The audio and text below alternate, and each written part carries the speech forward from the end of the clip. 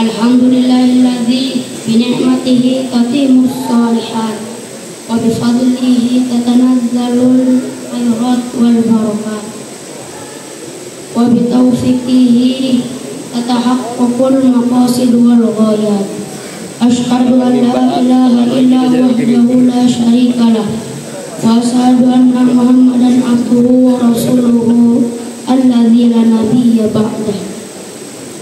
Allahumma shalli ala sayyidina Muhammadin fil awwalin wa shalli ala sayyidina Muhammadin fil akhirin wa shalli ala sayyidina Muhammadin fil mala'il a'la ila yaumiddin.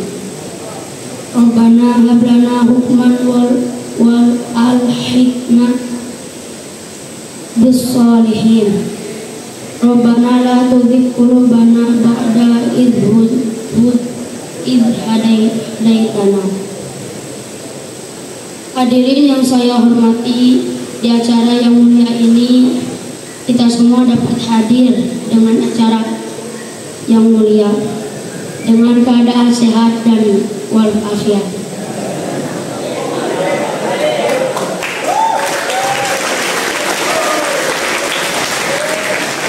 Puji dan syukur mari kita panjatkan kepada Allah yang Maha Ghafur, karena berkat beliau kita semua dapat hadir di acara yang mulia ini.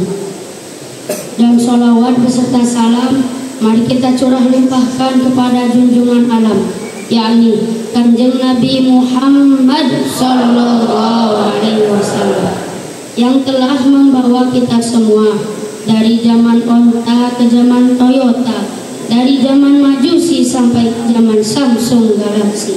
Alhamdulillahilladzi faddalana ala katsirin min ibadihil mu'minin. Hadirin yang dirahmati Allah, ada yang tahu tidak hari ini merupakan hari yang memperingati peristiwa apa?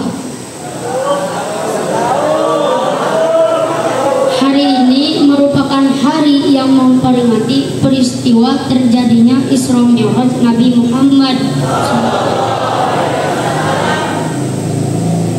Sebelumnya ada yang tahu tidak apa arti Isra dan Mi'raj? Arti Isra adalah perjalanan Nabi Muhammad SAW dari Masjidil Haram yang berada di Mekah menuju ke Baitul Maqdis yang berada di Palestina. Sedangkan Mi'raj itu adalah perjalanan Rasulullah SAW naik ke langit ketujuh sampai ke Sidratul Muntaha. Atau lebih singkatnya lagi, Isra itu perjalanan di daratan, sedangkan Mi'raj itu perjalanan di langit.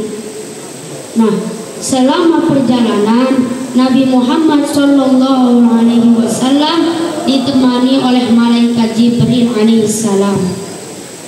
Malaikat Jibril alaihissalam ditugaskan oleh Allah Subhanahu wa taala untuk menjadi pemandu Rasulullah sallallahu alaihi wasallam.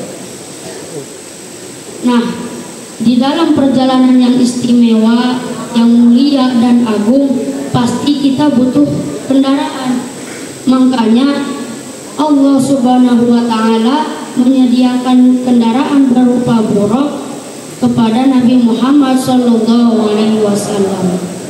Buraq merupakan kendaraan yang ajaib. Kenapa dibilang ajaib? Karena buraq dapat menembus langit dan dimensi.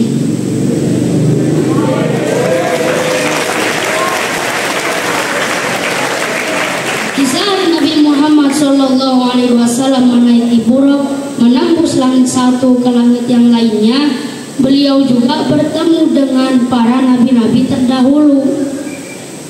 Di langit yang pertama, beliau bertemu dengan Nabi Adam alaihissalam.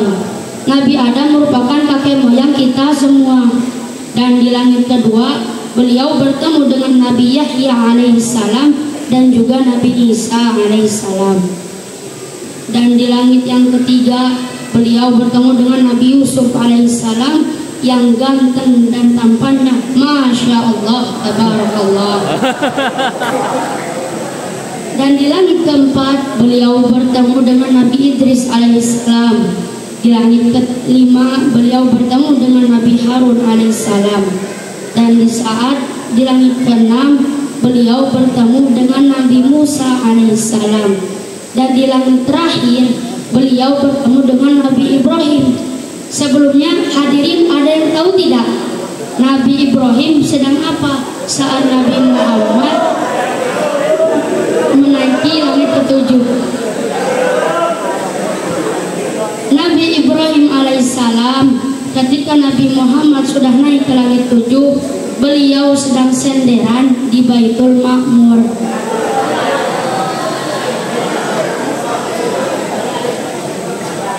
Nah, lalu setelah Nabi Muhammad bertemu dengan para nabi-nabi terdahulu, beliau lanjut bertemu Allah. Ia langsung menghadap kepada Allah karena tujuannya itu untuk menghadap kepada Allah, menerima wahyu secara langsung. Hadirin ada yang tahu tidak apa wahyu yang diterima oleh Rasulullah?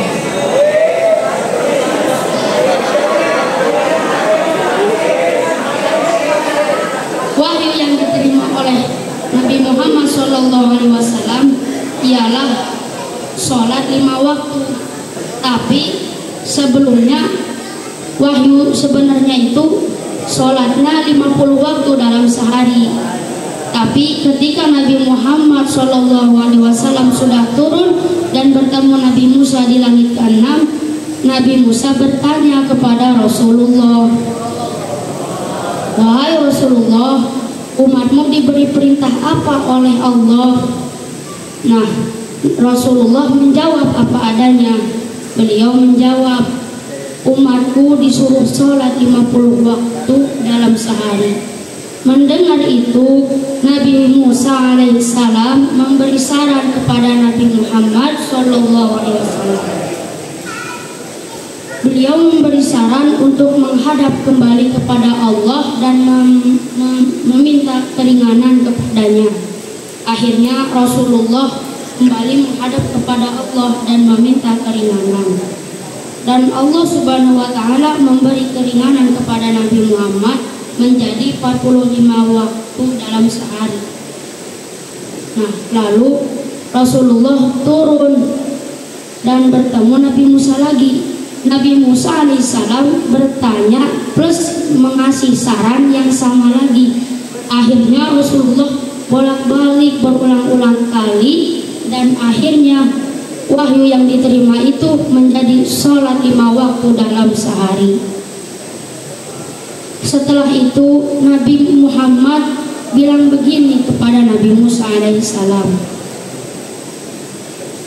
Aku telah meminta kepada Allah berulang-ulang kali sehingga aku merasa malu. Nah, ternyata Nabi Musa itu sangat perhatian kepada kita semua.